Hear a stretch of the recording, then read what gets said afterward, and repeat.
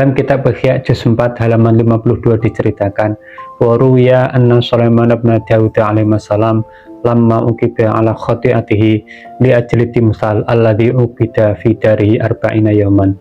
Telah diriwayatkan bahwa Nabi Sulaiman bin Daud alaihissalam ketika dihukum atas kesalahannya karena patung yang disembah di rumahnya selama 40 hari.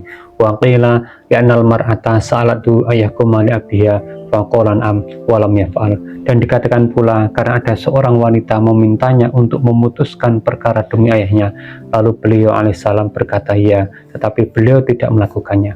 Wakila falahabbu biqalbihi ayyakunal hukmu li abiha ala khusmihi limakaniha minhu. Dan dikatakan pula bahkan Nabi Sulaiman alaihissalam lebih suka dalam hatinya agar keputusan itu memihak ayah wanita itu atas lawannya, karena kedudukan wanita tersebut di sisi Nabi Sulaiman alaihissalam.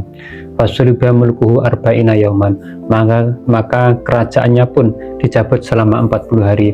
Faharobata ihan ala wajhi fakana yas'alu bikafi fala yud'am.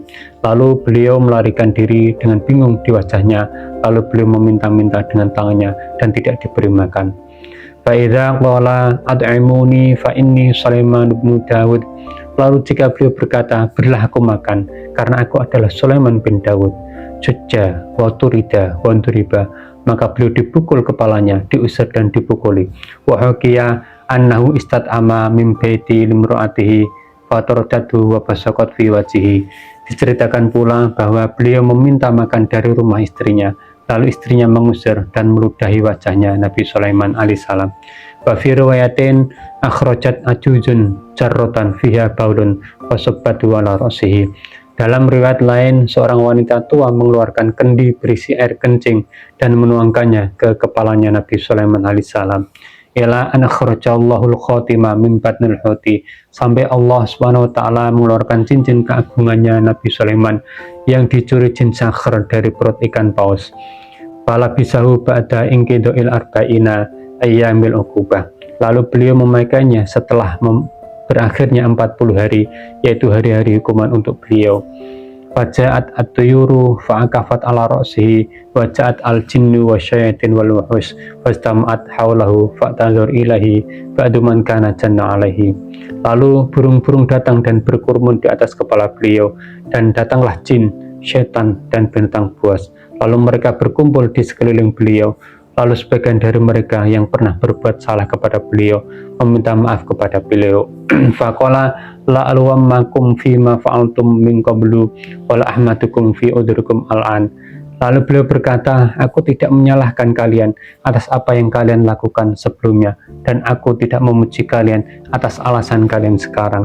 Inna hadza amrun kana minas sama'i wa la budda minhu. Karena ini adalah urusan yang datang dari langit dan pasti terjadi. Kisah ini menceritakan tentang ujian berat yang dialami Nabi Sulaiman alaihissalam akibat kesalahan beliau. Setelah melakukan kesalahan, Nabi Sulaiman dihukum dengan hilangnya kerajaan selama 40 hari.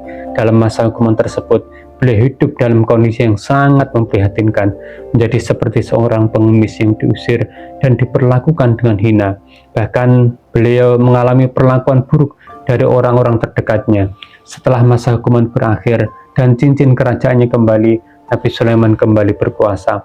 Beliau kemudian menunjukkan kebijaksanaannya dengan tidak menyalahkan orang-orang yang telah berbuat buruk kepadanya selama masa sulitnya, karena beliau menyadari bahwa semua itu adalah takdir dari Allah SWT.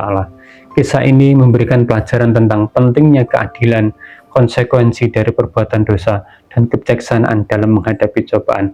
Lalu hikmah apa yang dapat kita ambil dari kisah tersebut? Tulis di kolom komentar ya.